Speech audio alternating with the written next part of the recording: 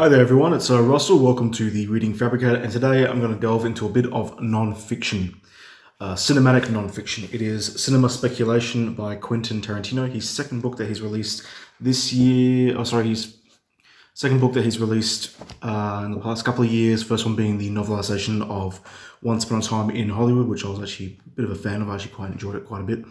And so I've always been curious as to what his thoughts are of cinema in general, in particular of the 70s, which I consider to be probably the greatest decade in film history. And from the sounds of it, so does he as well. And for a book on film criticism, it is actually quite a thick, dense piece of work. I mean, he throws a lot at you. It is like having someone who's fast talking, just jabbering on in your ear. So for me, it was a bit of a slow read. I mean, it took me 2 weeks to read this, which is a very slow read indeed, and it's less than 400 pages. So it's not that it's long or anything. It's just that there's a lot to digest, a lot to process. I mean, it details the Hollywood years from I think Bullet back in 1969 through to 1981 with the Funhouse, directed by Tobe Hooper, who did Texas Chainsaw Massacre. So it details like a 12-year span period there of all films in between then, of various different genres, particularly of the revenge films, which is something that Quentin was a huge fan of. But one thing I will say about this is that I was a bit surprised because the first and the final chapter are almost like memoir type things. They're sort of like they bookend each other a bit, detailing his life as a kid and the influences of his mother's boyfriends on him. And then everything else in between that, which is mostly, I'd say about, or at least 80% of the book, is purely him just discussing film and a specific film in general for each chapter. Some X amount number of pages long, others are quite lengthy indeed, including his diatribe on Taxi Driver, which I actually really enjoyed. I thought his discussion and thoughts on the whole making of Taxi Driver was very interesting indeed. He's definitely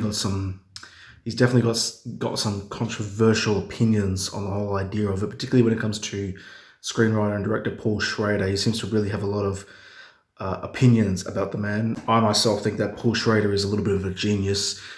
Big fan of his films, the ones that he wrote for Scorsese, particularly Taxi Driver, Raging Bull, Last Temptation of Christ, and Bringing Out the Dead. But in particular, his solo films that he directed, which would include Hardcore, which is talked about in this book, and the trilogy he's recently just done, which is, I think, Master Gardener, The Card Counter, and in particular First Reformed, which I think is a brilliant film, one of my favorites of the past 5 years.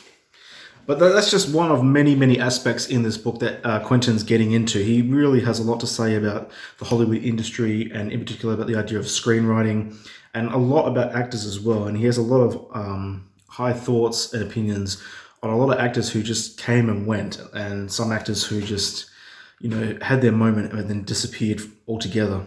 He seems to be a champion of those people in general, which is good to see. I mean, it's nice to see him, a director in particular, just talk about those that get left behind, so to speak. Some of the movies that he mentions in this book are Bullet, Dirty Harry, The Funhouse, Taxi Driver, The Getaway, The Outfit, Joe, which is one that I really want to watch. It's one of the early ones in the book. I think it came out in 1970, which stars Peter Doyle or Peter Boyle. I can't remember which one it is. Very fascinating character actor. Most people will know him from Taxi Driver. He plays a wizard, that taxi driver with the weird hair and bold on top. Very fascinating individual.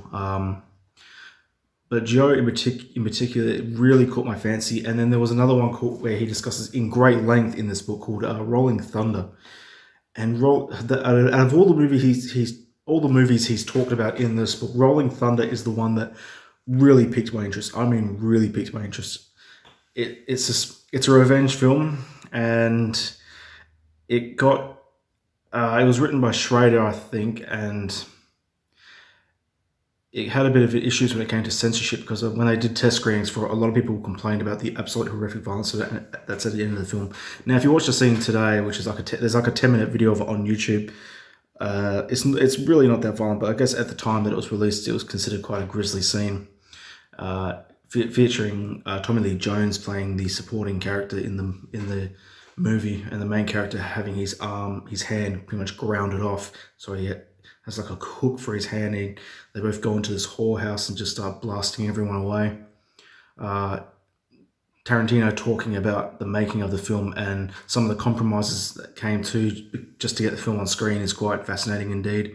A lot of the discussions in this book detail, studio heads and directors sort of coming to clashes and what could have been. I mean, that's the very definition of the book, speculation.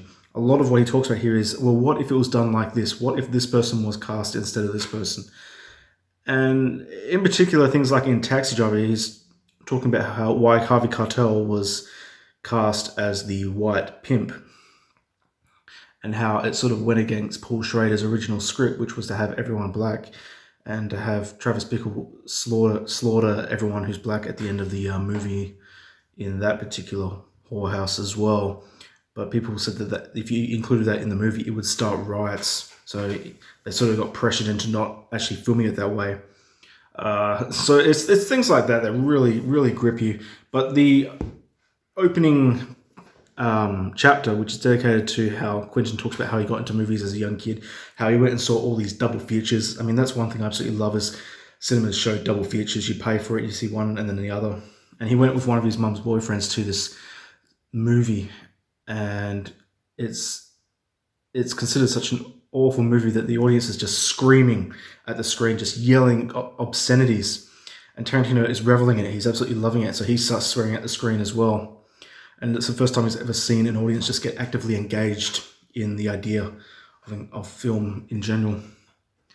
And I've never had that experience, actually, even with all the movies I've gone and seen. I've never seen an audience sort of just get riled up, except for the occasional movie where people get up and start applauding. I've been to a couple of those, even though I look back on those films and realize that they're not that good. But Rolling Thunder is like halfway through the book. You've also got Escape from Alcatraz, which is talking about the brilliance of the collaboration between Clint Eastwood and the director, who did great things in the 70s and even earlier than that. You've also got Paradise Alley, which was Sylvester Stallone's directed film, which he holds a high opinion of. It's not a very well liked film, but he likes it. Obviously, Paul Schrader's Hardcore, in which he talks about how the first half is immensely better than the second half. I still haven't seen Hardcore, so I can't say for sure. And lots of other films in between. He makes references to Scorsese and how Scorsese had the absolute fascination with John Ford's The Searchers, and how he even talks about with all the Paul Schrader discussions in this book. And Paul Schrader seems to be the person that Tarantino seems to be prodding the most out of everyone else. He always talks about how Paul Schrader had this fascination with The Searchers and how every one of his screenplays he did in the 70s in some way refers back to that with regards to the whole revenge ideas of alienated men seeking some form of vengeance, which is something I never picked up on before, and I haven't seen The Searchers in a long time, so yeah, go figure. But I'm not going to read anything from this because for the writing style, there's nothing too fancy going on here. It's purely just a non-fiction film criticism and almost like reviews, like extended reviews, like think Pauline Kael, that sort of thing, or even Roger Ebert. There's not many anecdotes, but don't go into this expecting a memoir, except for maybe the first chapter and the last chapter. Everything, it's really just a book about a film lover's love of cinema and how it has affected him in his creation of his own films. That's really the way to approach this thing. If you approach it with that mentality, I'm sure you'll find a lot to enjoy in this book here. Another book that it reminds me of is Easy Riders, Raging Bulls, which is again a book that details the new Hollywood era from 1967 through to the late 70s. But there's literally dozens of over 100 films that are referenced in this book.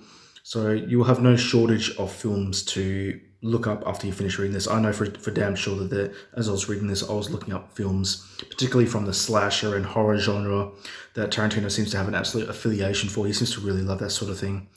And it was an absolute joy to read. I do recommend it as a piece of non-fiction work of cinema speculation. It really was a fascinating read. It did take me a long time. It did take me 2 weeks to read this, which is why I haven't posted in a long time. But I'm glad I did it. And I'm sure, even if you don't love the book, I'm sure there'll be portions of it where you will agree with him and will even go out seeking films that he's talking about. Because I know for damn sure that I've written down at least 5 movies that he's discussed that I want to now watch. 2 of them being Joe and Rolling Thunder, of course. Rolling Thunder I'm really looking forward to watching, and Hardcore. This has been an absolute joy to read for someone who loves cinema, and for those of you who love cinema out there, do give it a shot and let me know what you think of it. Cinema Speculation by Quentin Tarantino. Thank you very much for watching, and see you on the next one. Bye.